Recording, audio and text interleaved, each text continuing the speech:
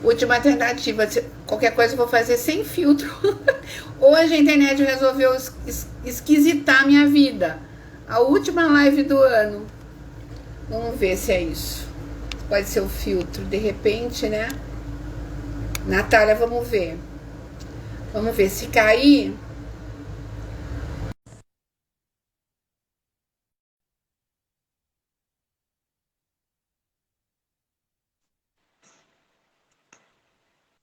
Tá me ouvindo? Tô. Você tá ouvindo? Gente, não. Tinha que ser a última live do ano para dar uma... Era pra ver se a gente queria mesmo. Você quer mesmo? Vamos ver se você quer fazer essa live. Amei, não, tudo bem, não tem problema. Ai, vou até ligar o ar-condicionado. Eu vi que, nossa, eu reiniciei o aparelho. Eu descobri, assim, eu tinha um aparelho que eu não conseguia usar filtro. Então, eu tinha que fazer sempre uma maquiagem para o aparelho me apresentar. E aí, eu tive paciência de fazer maquiagem. O aparelho eu tô ouvindo o retorno de vocês aí, tá meio alto. Tem um outro celular aí, não tem? Aqui não. Não? Não. Não? Eu tava ouvindo um retorno meu. Agora Não, tá melhorou. meio lento, tá meio lento. Você tá falando e tô recebendo áudio atrasado. Pois. Pode ser que seja por conta do meu filtro mesmo, mas enfim. Bom, vamos começar do começo? Vamos começar do começo. Estão me dando um toque para baixar o som. Deixa eu ver se melhora. Melhorou? Melhorou. A Ana que está assistindo a gente, melhorou? A Ana. Ana, vai de técnica aí. A Ana conhece tudo. Natália, primeiro, assim, que adrenalina, que legal, foi bom, que ótimo. A gente queria mesmo fazer essa live, não é qualquer coisa que vai fazer a gente desistir, né? Eu queria agradecer a você por aceitar esse convite, que eu sei, né, que você é uma menina extremamente reservada, mas você caiu na besteira de me falar que você jogava tarô. Vai falar com uma pisciana como eu, que vivia, né, estudando. Eu adoro estudar, eu li muito. Não sei se você sabe, eu tive uma página no Jornal de Piracicaba chamada Esoteria, era de esoterismo. Eu e a Valéria Versa, a gente fazia uma compilação de materiais, assim, e todo domingo caía. A Valéria fez um curso comigo desse último tarô. A Valéria estava no curso comigo. A Valéria Versa? Olha que a Valéria é pisciana. Valéria é pisciana como eu, né? E aí foi muito legal, porque acho que foram uns 2 anos que a gente fazia essa coluna lá, né? Era uma página, na verdade, com matérias. Faz E aí tempo? eu adoro tudo que diz respeito ao ocultismo, ao esoterismo, sempre li muito, né? E aí você falou que hoje que jogava o tarô. Passei pela experiência com você, amei, depois a gente vai falar mais sobre isso. E aí eu te convidei a vir falar sobre esse assunto que para mim é apaixonante e para muita gente também, especialmente fim de ano, nesse momento que a gente está buscando, né, explicações ou buscando um caminho, enfim. Já falei um monte.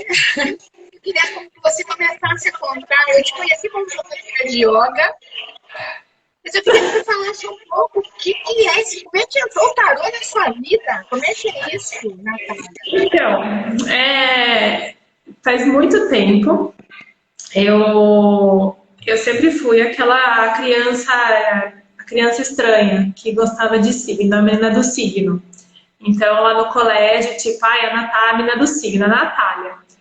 E era meio natural, né? Eu era criança, era anos 80, 90, então não era muito falado. E lá, pelos idos de, sei lá, 90, eu não lembro direito qual foi o ano, uma prima da minha mãe, muito próxima da minha mãe, prima irmã da minha mãe, minha mãe foi na inauguração de uma loja dela em Campinas, que ela morava em Campinas. Meus pais, inclusive, são padrinhos de um filho dela, de um dos filhos. E eles foram na inauguração e minha mãe voltou e falou assim: Natália, você ia amar a loja. Eu fiquei na casa da minha avó com a minha irmã, para minha mãe ir e voltar, a gente dormiu lá. Você ia amar a loja, Natália, tem um monte de pedrinha, tem não sei o quê. E eu fiquei toda curiosa para saber. E a gente frequentava muito a casa dessa minha prima. E numa das vezes que a gente foi para Campinas, a gente passava, tipo, ia um pouco, acho que na hora do almoço, alguma coisa assim, logo após o almoço, a gente ficava, né? E elas eram muito próximas, meus pais eram muito próximos dela, meu marido, e eu gostava muito. E uma vez, ela tava com o tarô, ela falou assim: você quer que eu abra para você? Aí eu quero. E daí ela abriu, eu achei muito lindo aquilo, maravilhoso. Falei, nossa, e ela falava as coisas, ela virava assim o tarô com aquelas unhas feitas. Eu achei aquilo tudo maravilhoso, assim, eu fiquei toda encantada com aquela história do virar as cartas, de eu mexer na carta, eu fiquei maravilhada com aquilo. Mas naquela época eu não sabia muito bem, enfim, do que se tratava, a coisa toda. E uma das vezes que a gente voltou lá, alguém ligou, alguma coisa, ela tinha que, era final de semana, era um sábado, e ela falou assim que ela tinha que ir pra loja ali rapidinho, acho que era, eu não tenho noção de distância naquela época, mas ela disse que então, ela ia ali rapidinho na loja, daí eu fiquei, né, ai meu Deus, eu queria muito conhecer essa loja. Ela disse: Natália, você não quer ir comigo? Minha mãe tava lá com meu pai, né, com a minha irmã, e eu fui com ela. Ela disse: a gente vai e volta, eu tenho que resolver umas coisas, ela tá tendo um curso, você não quer ir? Daí você conhece a loja. Aí eu quero. E daí eu fui com ela até a loja. Daí minha surpresa é que na época, era anos 90, começo dos anos 90, assim, era acho que 91, 90, não sei. Ela era sócia da Mônica Bonfilho, que na época estava, tipo, estourada com anticabalísticos. Ela ia no programa, todos os programas da manhã, tinha todas as emissoras, era um negócio assim, estourando. Ela tinha um sucesso gigante, assim. Ela era sócia dessa prima, na loja. Quando eu cheguei lá, né, que eles estavam no intervalo do curso, o curso era de sábado e domingo, eu dei de cara ali com a Mônica, eu conheci ela por conta da TV mesmo, né? E daí a minha prima foi resolver o que ela tinha que resolver na loja. Eu não sei o que era, eu não sei quanto tempo ali passou. Eu sei que ela me pegou e ela falou assim: ai, você gosta? Ah, gosto. Ela começou a conversar comigo. Eu era criança, eu tinha 10 anos, assim, 9, 10 anos. Você gosta? Gosto. E daí ela falou assim: vem cá que eu vou te ensinar. E daí ali ela ficou comigo e ela me ensinou. E me deu, inclusive, um tarô. Ali, depois que ela me ensinou tudo mais, ela falou assim: ó, aqui, tô esse tarô de presente pra você. E o pessoal continuou fazendo as tiradas de carta ali no canto, ela foi orientando e eu fui mexendo no tarô. E lá fiquei, porque ela tinha me ensinado. E ela me deu um tarô de presente, que era o tarô da Lenda, que era pequenininho, assim, com os bolinhos, era uma coisa mais bonitinha, bem pequenininho. E ela falou assim: tá de presente. Aí dentro tem tudo como você pode interpretar, também tem ajuda para você interpretar. Enfim, não tinha internet, não tinha nada, mas eu fiquei assim, tipo, eu fiquei maravilhada com aquilo, porque primeiro, eu já achava lindo a minha prima fazer aquilo. E eu já achava lindo aquela coisa, aquelas unhas virando, aquelas coisas acontecendo, aquelas cartas abrindo. E quando eu vou, é a Mônica Bonfilho que me recebe e me ensina a fazer o negócio. Eu fiquei a mulher que estava na televisão na semana passada. Eu fiquei assim, meu Deus do céu. E eu tinha 10 anos. Eu fiquei maravilhada.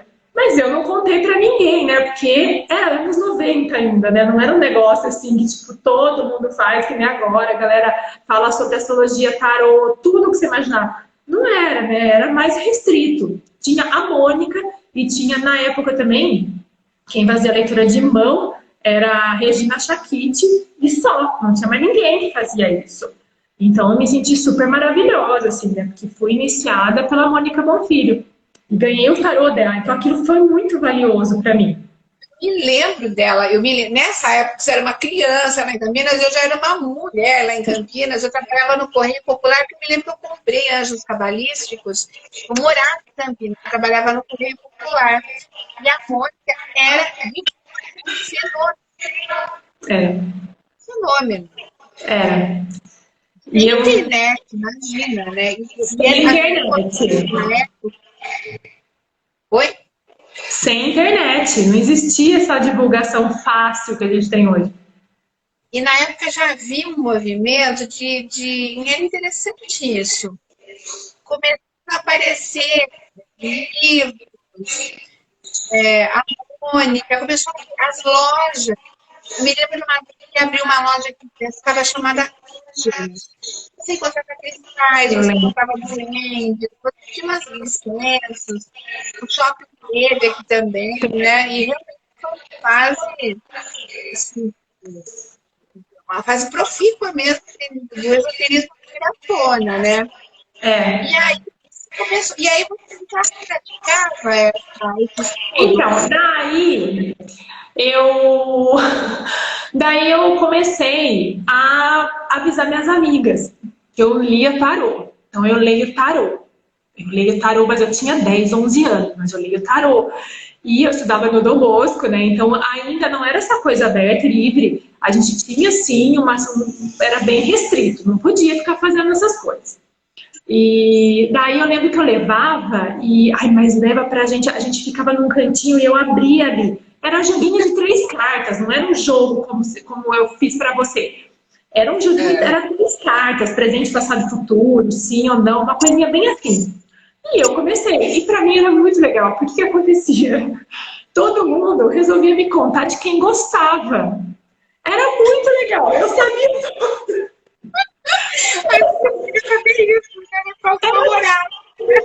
Era tudo que uma menina de 11, 10 anos queria saber, de quem gostava de quem. Eu tinha informações riquíssimas na minha mão, né? E eu, então, super assim. E eu abri, então todo mundo assim, sabia que eu abria, eu levava na mochila, eu lembro até na frente, naquela bolsinha menor da frente. Eu lembro que eu tinha algum pano, alguma coisa que eu escondia, porque eu tinha medo da professora ver, inclusive. Sei lá por quê, né? Mas daí eu tinha uma amiga, que era muito próxima, era minha melhor amiga, assim, na época. E ela me pediu, eu dormi na casa dela algumas vezes, e daí ela me pediu uma vez, ela nunca tinha me pedido, nunca, pra jogar nada pra ela. Ela podia me pedir a qualquer hora. Ela nunca me pediu. Depois de muito tempo, assim, ela falou assim, quando você for dormir em casa, você leva o tarô que eu preciso perguntar um negócio, eu tô com uma dúvida. Eu falei, nossa, não acredito que ela vai me contar de quem que ela gosta, porque é tudo que eu queria saber. Minha melhor amiga, ela não vai me contar de quem que ela agora ela vai me contar, porque ela falava que ela não gostava de ninguém. Eu fiquei super feliz, então eu fui pra lá esperando isso. Bom, ficamos lá, todo mundo dormiu, assim, vou esperar minha mãe dormir, tá bom. Esperamos a mãe dormir. Lá pela madrugada, a mãe, ela teve certeza que a mãe estava dormindo, ela falou assim, agora eu preciso que você abra pra mim. Tá bom. O que você quer saber? Os meus pais estão brigando muito. Eu quero saber se eles vão parar de brigar. Tá bom. Achando eu que ia, né, ter uma... Não, era só isso. Tá bom. Bom, abri ali. Daí, Cris, na verdade, eu não sei, eu não sei como é que foi que eu fiz aquilo. Eu não sei como é que foi que eu cheguei naquela conclusão, que eu realmente não lembro, porque para mim não teve importância aquilo, porque eu queria, eu estava lá por outro motivo. Eu estava muito feliz de poder saber de que ela gostava. E eu, de alguma forma, eu achei uma data ali, naquelas cartas. Eu falei, ó, eles vão se separar, eles não vão parar, eles vão se separar. Ela parou. E daí, de alguma forma, alguma conta que eu fiz, não sei se foi número de carta, eu não sei como é que foi. Se foi somando, se foi... Eu não sei. Completamente não faço ideia. Eu dei uma data. E ela ficou super assim. Ela disse, vamos dormir, não sei o quê. Tá bom, vamos dormir. Foi dormir. Era um período curto, assim. Eu sei que depois desse tempo, exatamente naquele dia que eu falei, ela chegou pra mim e ela falou assim, preciso te falar uma coisa. Os meus pais hoje se separaram, do jeito que você falou. Foi aquele dia que eles comunicaram os filhos que eles estavam se separando. Foi o dia que eu tinha dito para ela que eles iam se separar. Foi o dia que eles avisaram, comunicaram os filhos.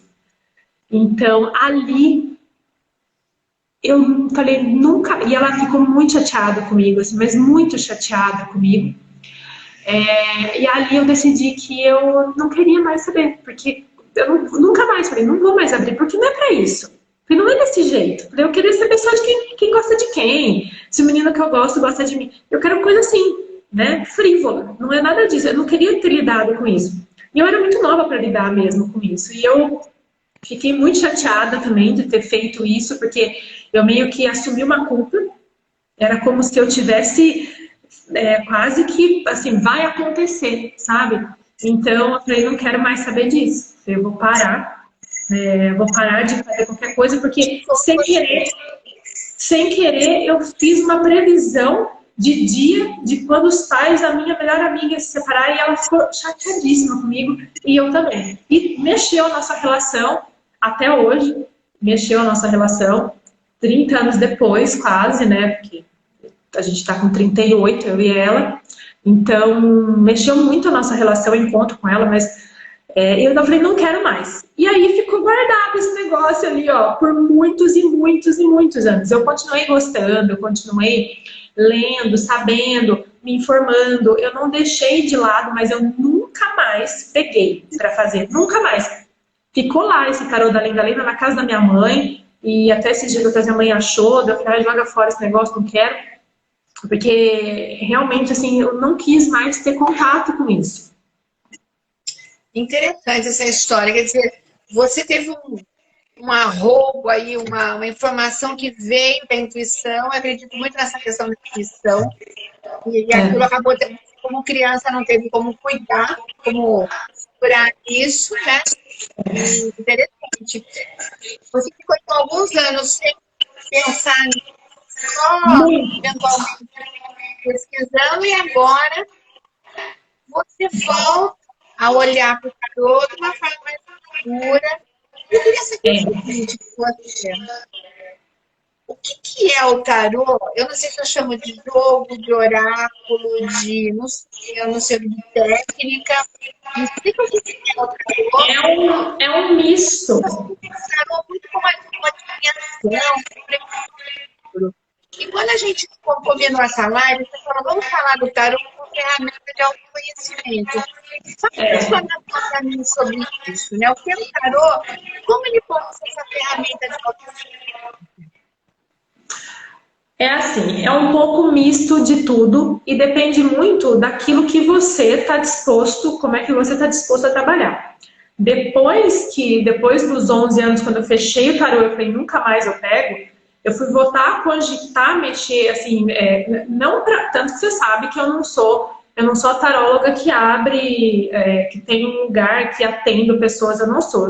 Eu realmente uso isso como uma ferramenta de autoconhecimento e algumas pouquíssimas pessoas. Eu tô vendo um monte de gente entrando aqui que me conhece que não faz ideia que eu faço isso. Deve estar falando, por que a Natália tá falando isso agora?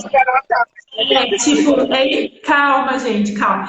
E assim, eu realmente não abri, eu voltei a tomar contato com isso, porque assim, eu fui, com maturidade, eu fui vendo, depois de várias experiências que não só com o tarô, né? Outras experiências da minha vida foram acrescentando em mim minha percepção de várias coisas. Então, quando eu me senti pronta, não para retomar a leitura do tarô, não é isso. Mas eu me senti pronta para retomar o contato com o tarô. Porque a leitura, na verdade, ele pode ser um oráculo só seu, você não precisa abrir para ninguém, você não precisa jogar para ninguém. Ele pode ser uma ferramenta sua só e ficar ali desse jeito. Mas assim, como para mim, né, ele é meio que como um oráculo, porque é o seguinte, o tarô, né, ele tem o início dele lá no Antigo Egito. Então tem, pelo que sobrou da história lá, né, porque também tem toda a parte de lenda, tem a parte do incêndio da Biblioteca de Alexandria, onde estava o livro de Tote. Nesse livro de Tote teria todo o conhecimento do Antigo Egito, enfim, passa. Na verdade, assim, o que a gente sabe, historicamente, os estudiosos trazem o tarô a partir da metade do século XV para a gente. Então, lá por 1550, ali, a gente começa a ver. Por quê? Com o Renascimento, com a Renascença.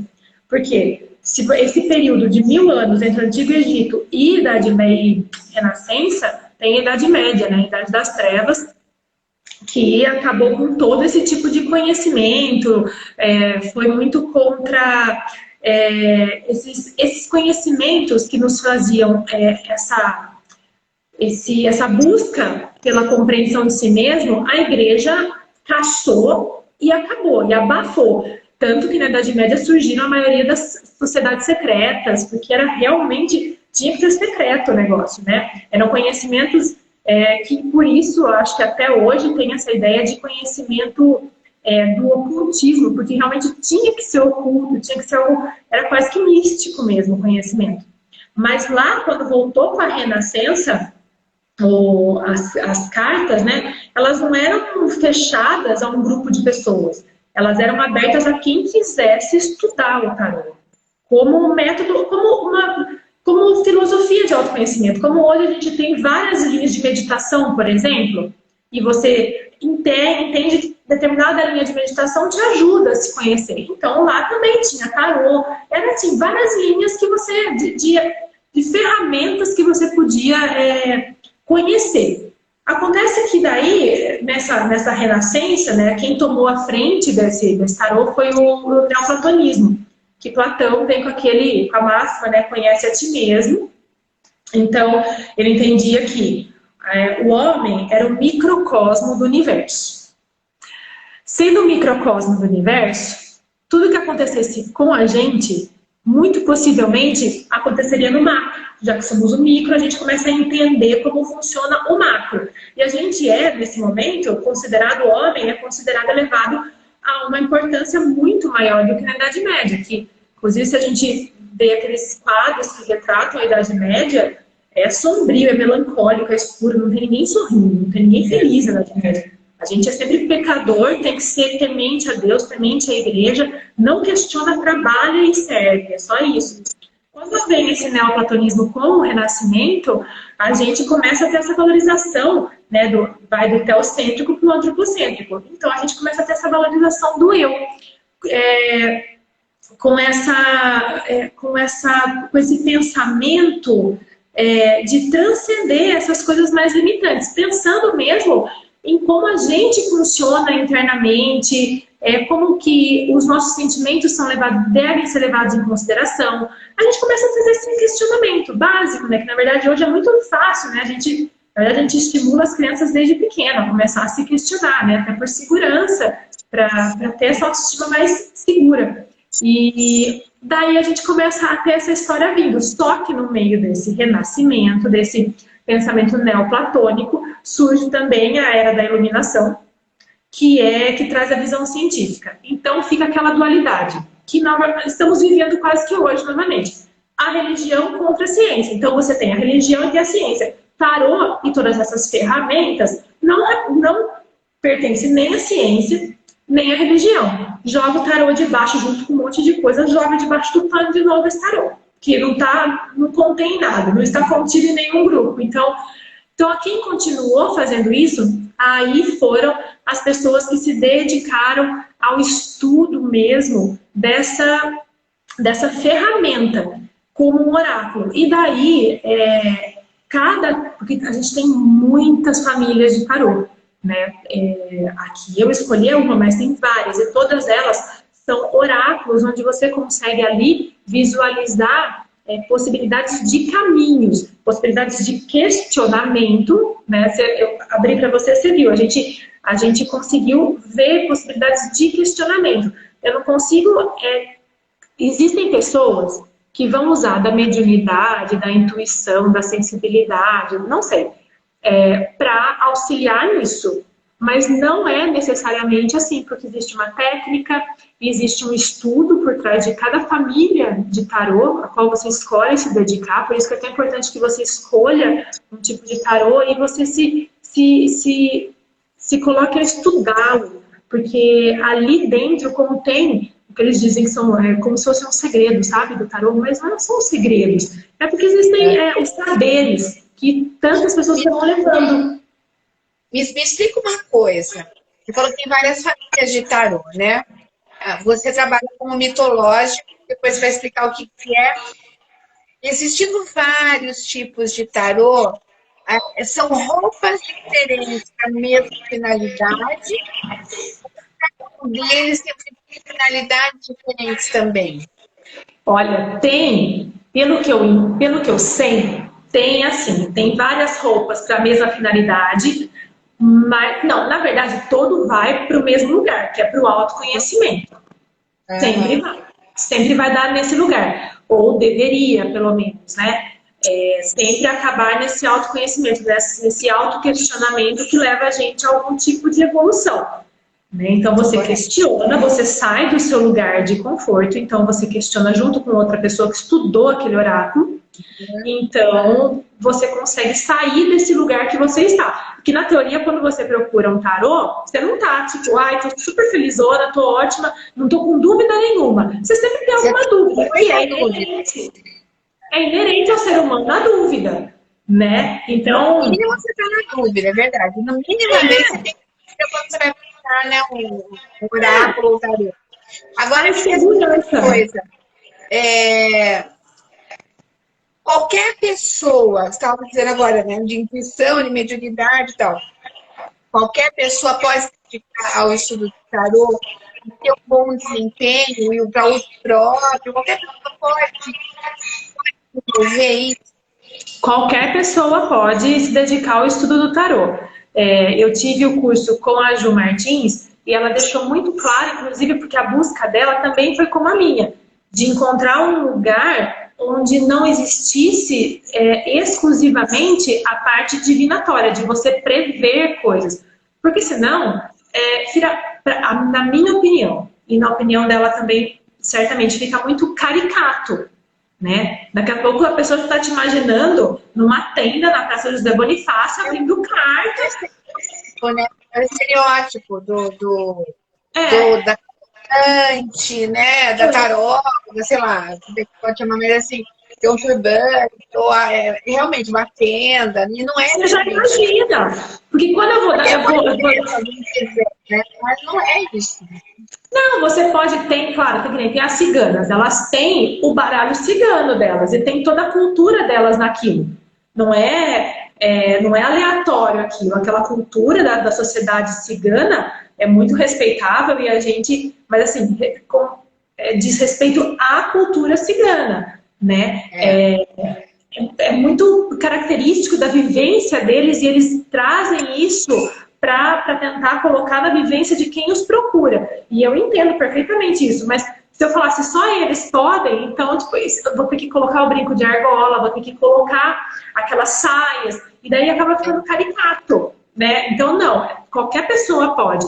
E a busca é que, sim, claro que existem pessoas com dons, e indiscutível que você tenha dons, e existem pessoas que usam muito mais a intuição, é muito mais forte do que outras, mas assim, o tarô é um estudo, é um jeito de você, é mais uma ferramenta para você se autoconhecer. E você pode ou não fazer isso para outras pessoas, como forma de trabalho, como forma de amizade, como forma de recreação, desde que você tenha respeito pelo oráculo, porque é sim um oráculo, é um lugar de muito estudo, é algo que passou por milênios aí, né? Veio com a gente aí. Há 2000 anos, pelo menos, ele está com a gente, no mínimo.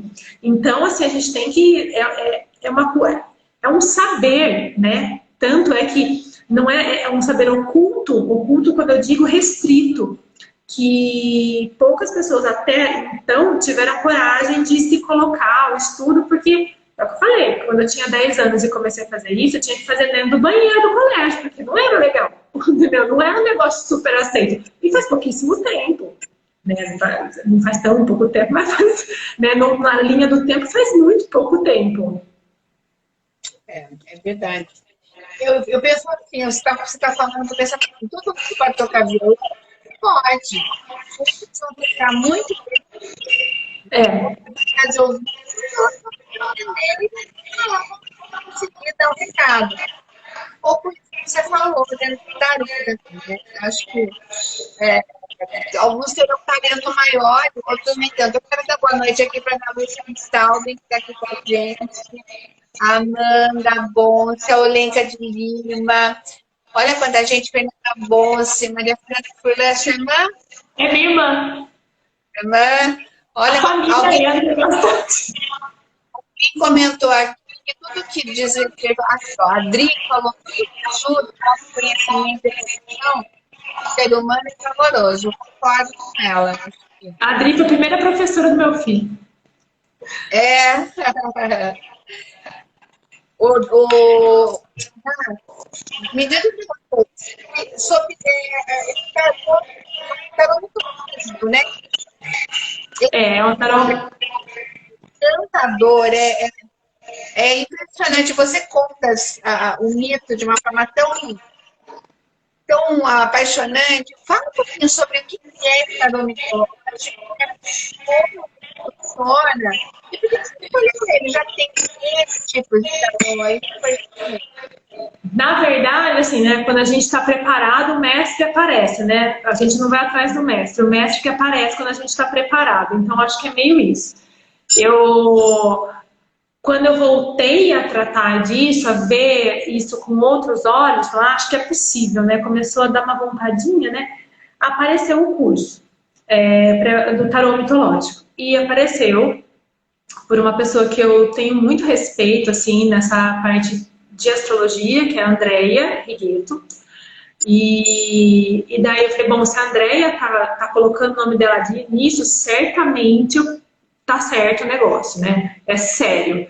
Então, eu fui me informar sobre o que seria e tudo mais, e daí eu vi que a minha pergunta, na verdade, era só uma, para ter certeza que eu poderia fazer. Vai prever alguma coisa? Porque se eu for ter que prever, eu não quero. Eu não quero mais brincar dessa coisa de ficar vendo as coisas. Eu não quero mais prever nada de ninguém, né? Então, é legal ver os caminhos, mas prever data de novo, não quero mais. Então, foi só isso que eu perguntei. Daí, não era, né? Era completamente diferente. Ela me colocou em contato com a Ju Martins, que foi quem me passou durante todo o tempo do curso, né? Todas as informações do tarô, enfim, assim, ó, irretocável, a Ju dando aula. E durante o curso, eu fui vendo que realmente era aquilo que eu queria saber, que era uma ferramenta de autoconhecimento, que era uma ferramenta que eu podia ajudar o outro. E assim, era uma ferramenta que gerava questionamento. Era só isso que eu queria saber. Eu queria só gerar questionamento.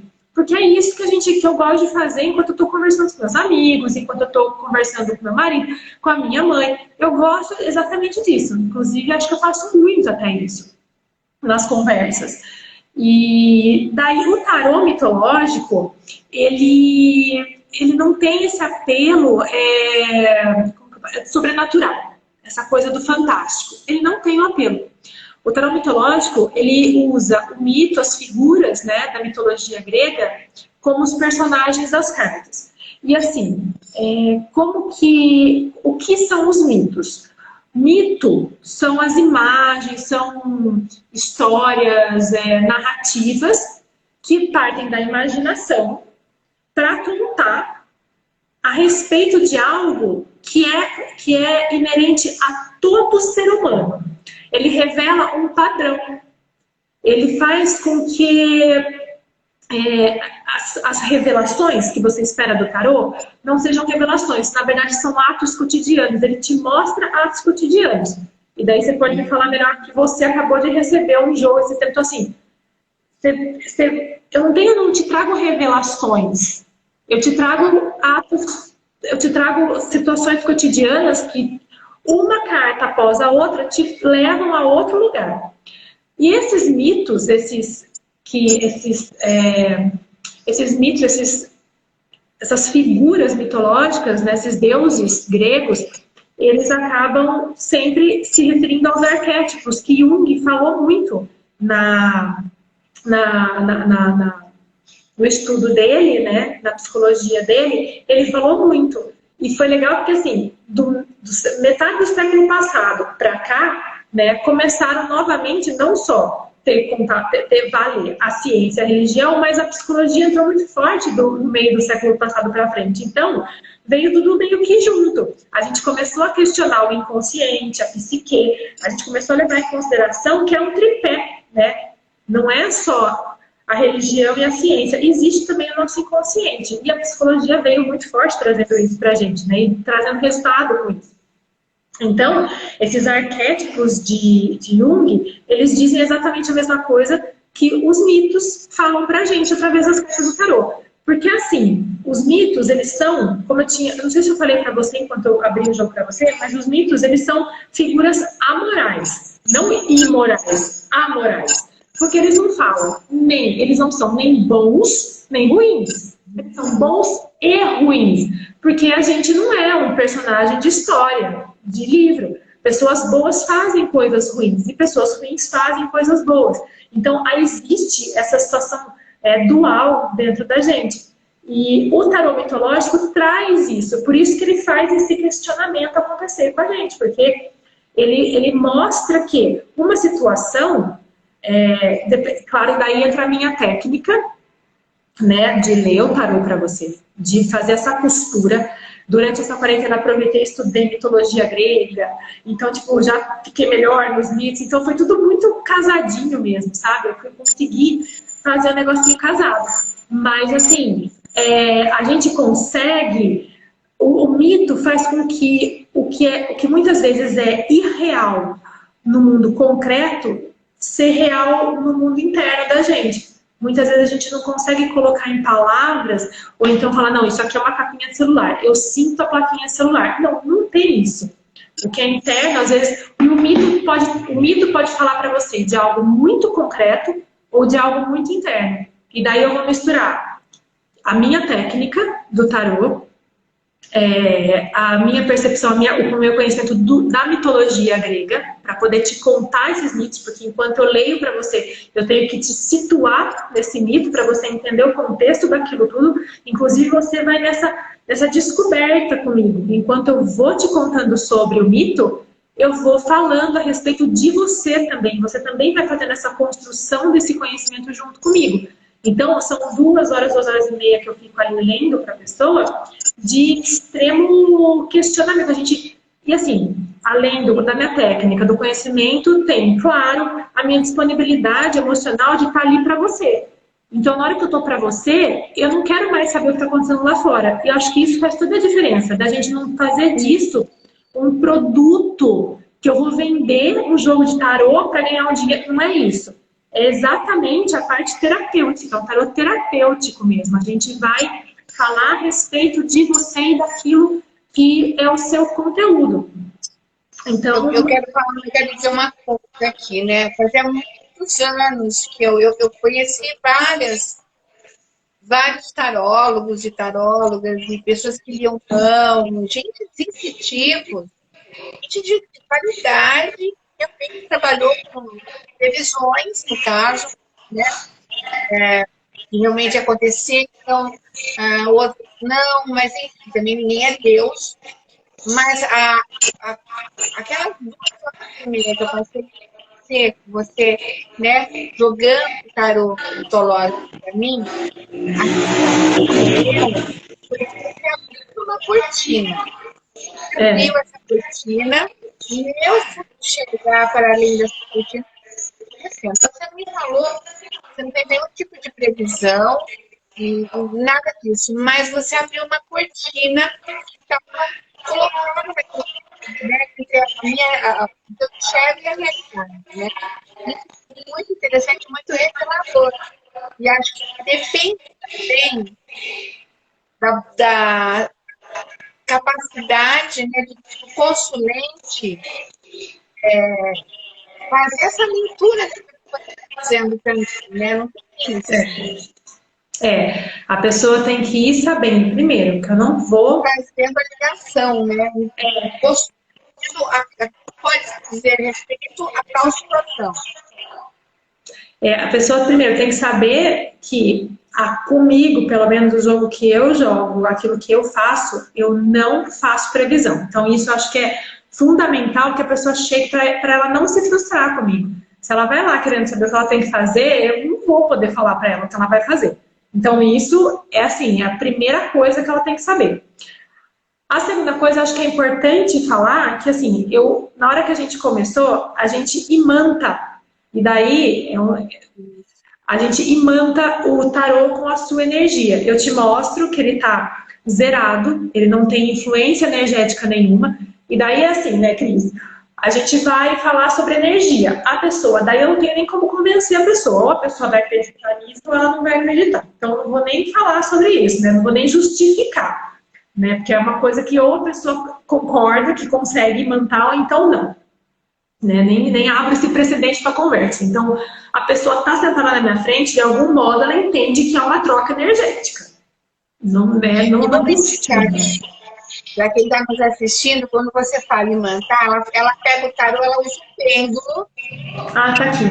Fica certinho, está limpo.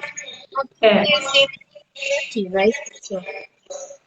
Daí depois que você começa a manusear ele para mim, você imantar é você colocar a sua energia naquele material, para que o seu inconsciente se manifeste naquela carta, para que eu possa costurar o seu inconsciente para você. Eu começo a fazer na verdade, eu faço só o espelho para você. Eu consigo refletir, sou só um espelho. Eu consigo refletir para você o que você já é capaz, já existe em você. Então, o seu inconsciente não consegue trazer isso até o consciente, mas ele consegue se manifestar de outra maneira, que é através das cartas. Então, eu mostro para você que está neutro e que depois que você manuseia e corta para mim, ele já não está mais neutro. Isso eu te mostro. Natália, 2 opções de abertura de cartas, né? São 2 opções, porque assim, eu faço esse jogo todo, mas não faz um negócio rápido? Não, para mim não dá para fazer um negócio rápido. Porque a gente tem, para mim, né? Eu tenho que entender exatamente a psique da pessoa.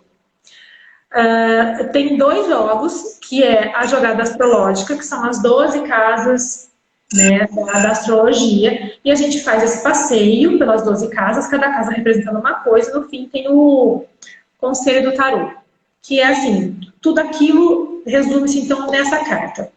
E essa aí, a gente faz um passeio mesmo por cada carta, a gente não se aprofunda, né? A gente, claro que é muito rico, cada mito é muito rico de informação, pode ser que sim, pode ser que não, pode ser que talvez, vamos ver como é que vai, para onde, de acordo, tem os eixos também, que a gente usa os eixos astrológicos para ver, mas é mais superficial, mas a gente vê meio que tudo. Tem outro que eu fiz para você. Essas de cada casa astrológica. De cada casa astrológica. Trabalho, família, amigos. Mas assim, é pontual. Não é aquela coisa aberta. A gente não desenvolve aquele assunto.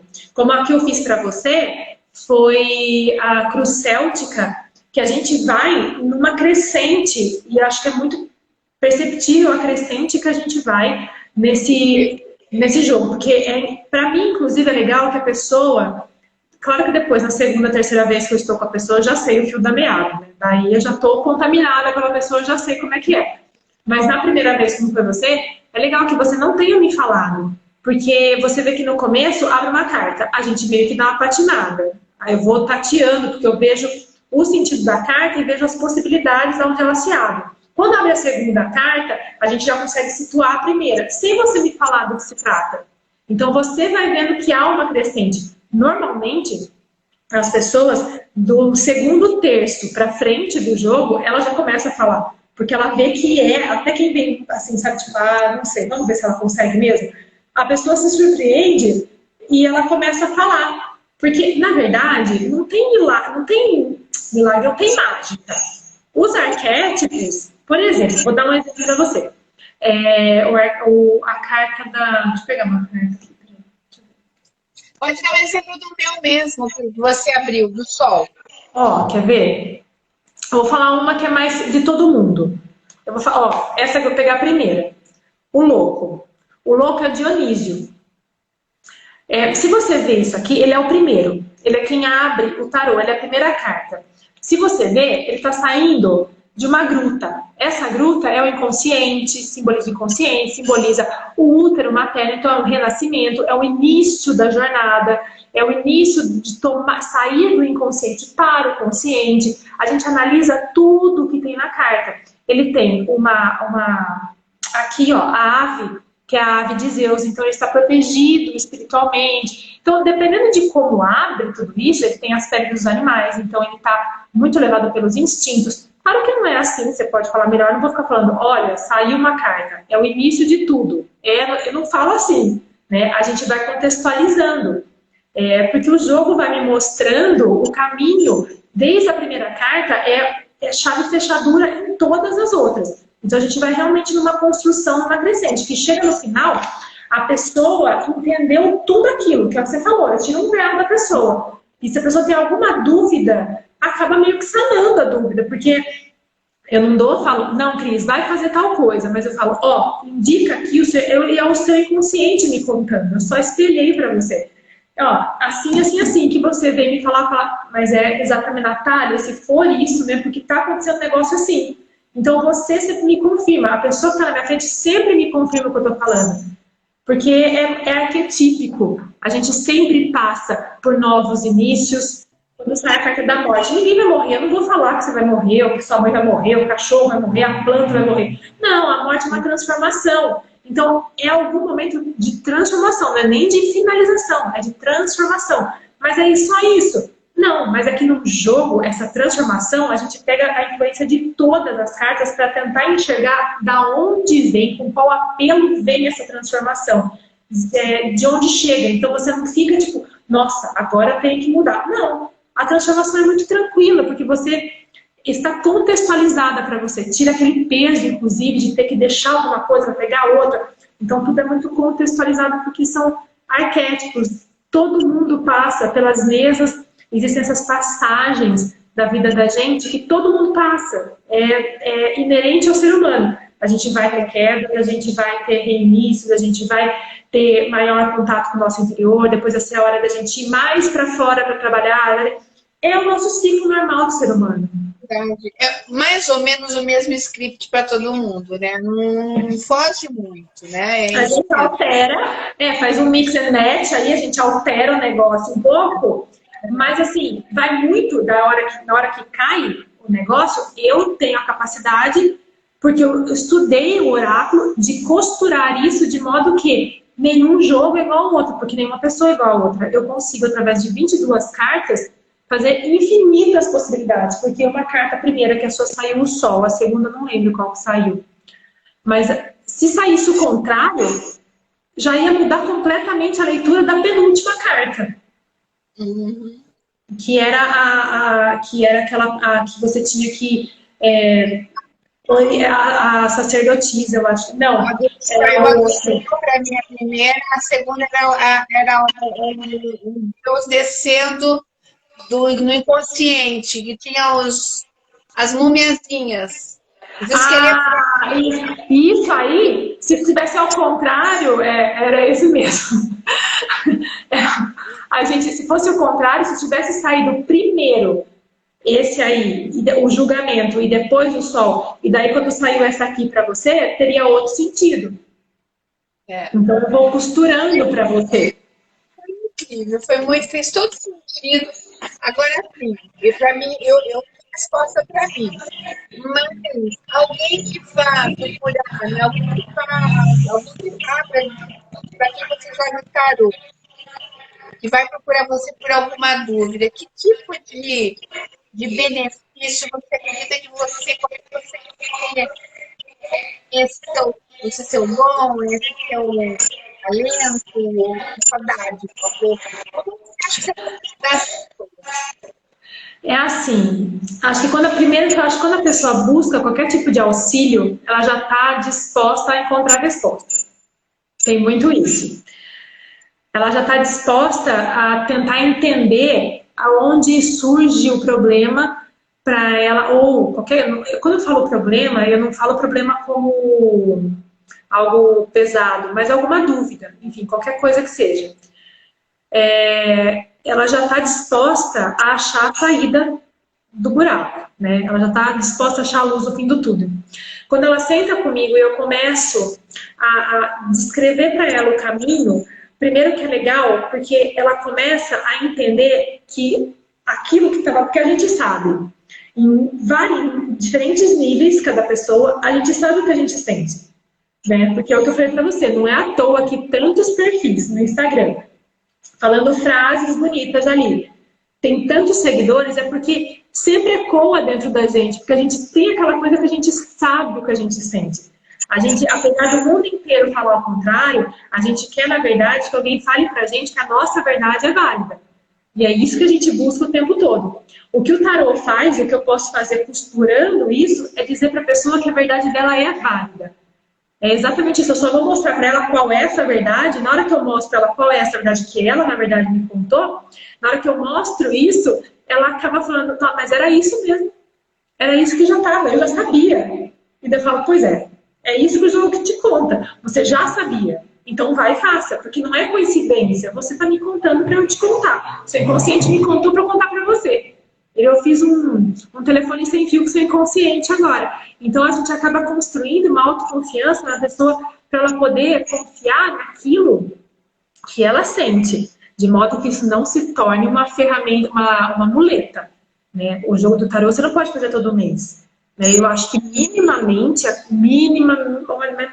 cada 3 meses, porque existe uma reformulação fisiologicamente, inclusive, nossa, aquela coisa de criar hábito, de, sabe assim, de refazer processos químicos cerebrais, de você realinhar de uma outra forma as coisas. Isso nosso sistema biológico também nos diz isso. Então, assim, não dá pra você virar como muleta. Você não pode usar isso, aí vou lá saber, vamos ver o que vai falar. Não é assim. Eu acho que eu ia perguntar isso. Se existia um tempo, né, de intervalo ideal. Eu acho que 3 meses. Minimamente 3 meses. Não dá para ser menos do que isso. A Ju, a que me falou, ela fala 2 vezes ao ano, a cada 6 meses, né? Eu acho que eu falo 3 meses, não porque eu vou contra a Ju, não é isso. É porque eu linko com a parte nossa fisiológica, biológica. É por isso que eu faço esse link de 3 meses. Porque eu sei que quem menos do que isso vira muleta. Vou lá ver o que a Natália fala. Vou lá ver o que o tarô tá me falando. E se eu não... E tem gente que é assim, se eu falo não, ele vai no vizinho para ver o que o vizinho tá falando.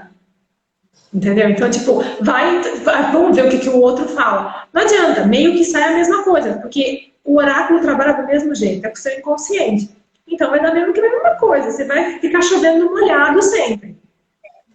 Você falou bastante aí de arquétipos, né? Que o Jung estudou bastante. Ele nos mostrou o que são arcanos. Os arcanos o que é? São as cartas do tarô. Eu faço abertura só com os arcanos maiores. Eles dizem, eles são mais... Eles conseguem mostrar processos, vamos falar, processos maiores, né? Eles não são tão fechados. Os arcanos menores, você faz o jogo com os arcanos menores, eles fazem processos mais fechados. O que beira um pouco, aquela coisa de tão fechada, é quase uma previsão. E é por isso que eu não faço isso. E assim, para fazer uma boa... Olha, vou pegar para você ver um negócio. Isso aqui são... os menores, os maiores, que é os quais eu leio. Este aqui são os maiores. Para você fazer uma leitura tão boa quanto isso aqui, porque isso aqui são todos outros mitos, cada uma dessa carta. Nossa. Então, assim, é também uma responsabilidade de estudo, assim, um estudo gigantesco. Porque um negócio desse muda tudo. E se você não estudar de verdade, não souber muito bem o que você está falando, você muda tudo. E é complicado você mudar tudo para alguém que está indo lá buscar uma orientação, uma luz, né? Eu acho complicado. Então, assim, os arcanos menores são as cartas que trabalham mais. É como se a gente desse, por exemplo, ó, vai por esse caminho aqui, tá? Mas esse caminho tem quantas sombras no caminho? Bom, tem 3 sombras nesse caminho, tem um riozinho, né? E depois vai ter 2 quilômetros de sol na testa. Isso, essa coisa de falar sobre o que é, como vai ser, são os arcanos menores. Mas é muita responsabilidade. Tanto que, assim, eu acho. Ninguém nunca jogou para mim com os arcanos menores. Eu acho muito. Não é arriscada a palavra, mas eu acho assim. Os arcanos maiores dão conta do recado belíssimamente. Sem fazer previsão, sem falar. Porque daqui a pouco a pessoa fica esperando, vai ter um caminho, vai pra cá, tá bom, escolhe pra cá. Aí vai ter 3 árvores, daí tem 2 árvores, e a pessoa fala, mas a Natália não fez direito. A Natália falou que ia ter 3 árvores. Tá vendo? A Natália não sabe fazer direito. E daí, todo um jogo maravilhoso a respeito de um caminho é invalidado por causa de uma árvore. Que não tinha naquele caminho aquela árvore. Tem aquela máxima, né? De quem duvida de tudo, fala assim, se soubessem, você jogava na Mega Sena, saberiam o número da Mega Sena. Eu não tava nem aqui, gente. Eu tava numa ilha. Eu acho bem legal esse tipo de comentário, mas tem, né? E as pessoas que duvidam muito. Aí de respeitar mesmo. Você já chegou a verificar? Você falou que não atende, assim, no passado, né? Agora eu tô criando coragem agora, assim, de abrir o negócio. Começar a atender, você vai começar, né, a abrir mais. Porque eu acho que vai funciona para várias pessoas, você acaba atendendo. Né? Você, desde que você um pouco mais com mais frequência, com método, você tem jogado tarô, você tem percebido a tendência do que move as pessoas a procurarem Sempre elas estão em alguma crise meio que generalizada. Não assim, não em crise, em paralisia. Não assim. Não crise que você precisa, na verdade, tá procurando um psiquiatra e tá me procurando. Não assim. Mas uma crise, sabe quando você tá meio patinando? A gente tá meio patinando. E assim, momentos muito incertos acabam meio que contaminando o entorno. A gente tem essa tendência, né? Infelizmente é assim com todo mundo. Ninguém tá. Então parece que quando tudo vai bem, tudo vai bem. Uma coisa deu errado, parece, nossa, mas não tem como piorar. Sempre tem como piorar. E daí meio que a pessoa está patinando, né? E é sempre nessa situação, quando a pessoa está patinando. É depois que a pessoa meio que consegue sair dessa situação, isso aqui vira mesmo uma ferramenta, é só uma ferramenta mais de auxílio ao questionamento, porque é muito legal você se questionar da maneira como o tarô coloca. Mas, a priori, assim, quando a pessoa chega para te procurar, com certeza é quando ela está naquela penumbra. Não está completamente, mas tem aquela vela que está ali acesa, mas está quase apagando. Antes de apagar, vamos ver se eu consigo arranjar outra, entendeu? É nessa. Acho que é bem isso mesmo, né? Porque não pode ser situações. Não, olha, amigo meu, Dolata, o André Dolata está aqui com a gente. André, obrigada pela presença. Grande amigo de juventude. Olha, quando está em Cabral, quanta gente está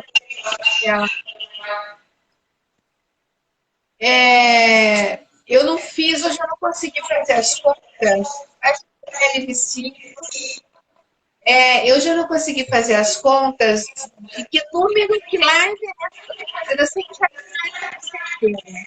a gente teve um probleminha de abertura aqui com o aparelho, né? Eu acabei perdendo a minha abertura que eu estava combinando para as pessoas. No dia 16 de março, há 9 meses exatamente, me fecharam no apartamento aqui com meu marido e minha filha, esperando que eu ia poder pandemia, né, Natália? E 6 dias depois, do dia 22 de março, eu comecei a fazer minhas lives, uma tentativa de levar informação para as pessoas, especialmente sobre a pandemia no começo.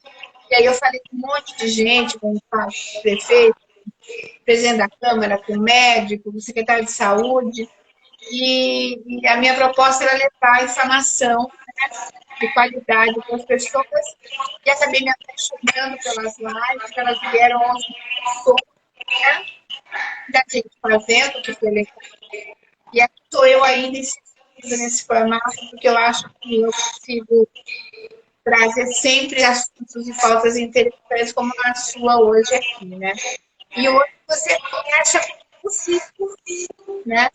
Muito, digo assim, de muito êxito e muita alegria para mim, porque foi uma redescoberta. Eu sou jornalista há 31 anos, agora, há 31 anos, eu sou jornalista. E eu nunca, até muitos anos, eu me sentia tão jornalista que eu me senti nesse momento fechado aqui, né? Então, tem sido uma coisa bacana e eu estou muito feliz de encerrar esse ano com você. Eu quero agradecer você pela disposição em vir aqui conversar comigo, falar desse vendo lindamente, né? E eu gosto muito de você, eu quero que você seja muito feliz por você escolher fazer. Você gostou que né, busca também. E está encontrando coisas bacanas. Então, eu queria agradecer mesmo. Obrigada a você.